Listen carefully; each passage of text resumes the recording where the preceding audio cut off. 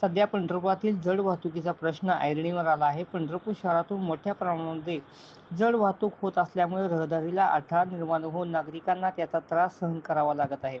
पंढरपूर शहरातून होणाऱ्या जड वाहतुकीमुळे ठिकठिकाणी वाहतुकीची कोंडी होत असल्यामुळे अपघातात देखील निष्पाप बळी देखील गेले असल्याचे दिसून आले आहे. अवघ्या काही दिवसापूर्वीच पंढरपूर शहरातील ठाकरे चौक कॉर्नर हॉस्पिटल जवळ एका टिपरने एका शालेय विद्यार्थिनीला धडक दिल्यामुळे निष्पाप शालेय विद्यार्थिनीला आपला जीव गमवावा लागला होता. शालेय विद्यार्थिनीचा या अपघातामध्ये दुर्दैवी मृत्यू देखील झाला होता. भरधाव आणि बेजबाबदार वाहन चालवून नागरिकांच्या जीवाला धोका निर्माण होईल अशा प्रकारे कृत्य सातत्याने वाहन चालकाकडून पंढरपूर शहरामध्ये होत आहेत. वाहन चालकाकडून बेजबाबदारपणे वाहन चालवून नागरिकांच्या जीवितास धोका निर्माण होईल अशी कृती वारंवार घडत आहेत. तसेच वारंवार अपघाताच्या घटना देखील पंढरपूर शहरामध्ये घडत आहेत. त्यामुळे भारतीय जनता पार्टीच्या वतीने पंढरपूर शहरचे वरिष्ठ पोलीस निरीक्षक श्री दशरथ वाघमोडे यांना भेटून निवेदन सादर करण्यात आले आहे. पंढरपूर शहरातून होणारी जड वाहतूक तात्काळ बंद करण्यात यावी, अन्यथा तीव्र स्वरूपाचे आंदोलन करण्यात येईल असा इशारा भारतीय जनता पार्टीच्या वतीने देण्यात आलेला आहे. खरं म्हणजे पंढरपूर शहरातून होणारी जड वाहतूक ही ज्येष्ठ नागरिक, शालेय विद्यार्थिनी, महिला यांच्याकरिता धोकादायक ठरत आहे. पंढरपूर हे तीर्थक्षेत्र आहे. या ठिकाणी येणाऱ्या भाविकांची संख्या देखील मोठी आहे. त्यामुळे अनेक भाविक पायी पंढरपूरच्या दिशेने चालत येत असतात. शहरात थेट अवजड वाहने, टिपर, ट्रॅक्टर, कंटेनर, ऊस वाहतूक करणारे ट्रॅक्टर शहरातून जात असल्यामुळे शहरामधील प्रमुख मार्गावर मोठ्या प्रमाणामध्ये वाहतूक कोंडी होत असल्याचे दिसून येत आहे. याचा त्रास सर्वसामान्य नागरिकांना सहन करावा लागत आहे. त्यामुळे आता पंढरपूर शहरातून होणारी जड वाहतूक तत्काळ बंद करणे आता गरजेचे बनले आहे.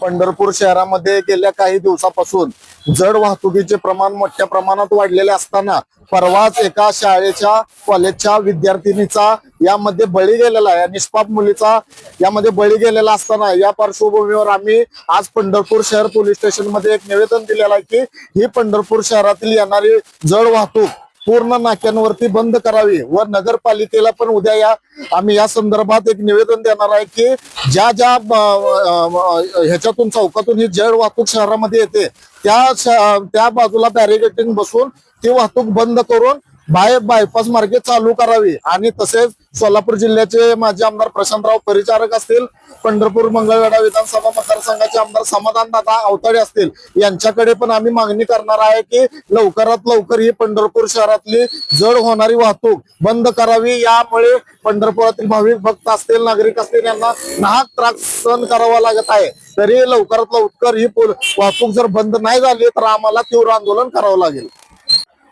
पंढरपूर शहरामध्ये जड वाहतुकीचा प्रश्न हा मोठ्या प्रमाणावर दिसून येतोय.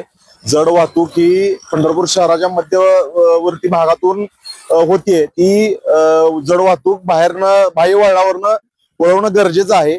त्यामुळं वारंवार अपघात होत आहेत. ट्रॅफिकची समस्या मोठ्या प्रमाणात पंढरपूरला भेडसावत आहे. याआधी सुद्धा शहर पोलीस स्टेशनला साहेबांना निवेदन दिलेलं आहे, सूचना झालेल्या आहेत. नगरपालिकेला सुद्धा आपण या संदर्भात निवेदन देणार आहोत आणि या संदर्भात लवकरात लवकर कार्यवाही व्हावी, नाहीतर आम्हाला तीव्र आंदोलन या संदर्भात करावं लागेल. पंढरपुरात सध्या जड वाहतूक मोठ्या प्रमाणात होत आहे. तरी बाहेर रोड लवकरात लवकर तिकडून सुरुवात करावी. आणि महत्वाची गोष्ट अशी आहे की त्याच्यामुळं पंढरपुराचे नाहक बळी चाललेले आहेत. अशा घटना वाढतील, असं आंदोलन होईल की आपल्याला पूर्ण पंढरपूर बंद करून तीव्र आंदोलन करावं लागेल.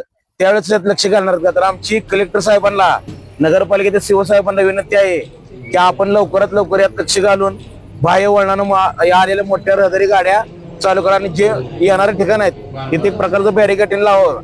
आणि जसं सोलापुरात किंवा इतर गावात टायमिंग आहे ह्या गाड्यांना, ह्या टायमानंतर या मोठ्या गाड्या गावातून जातील, अशी सुरुवात तर करावी.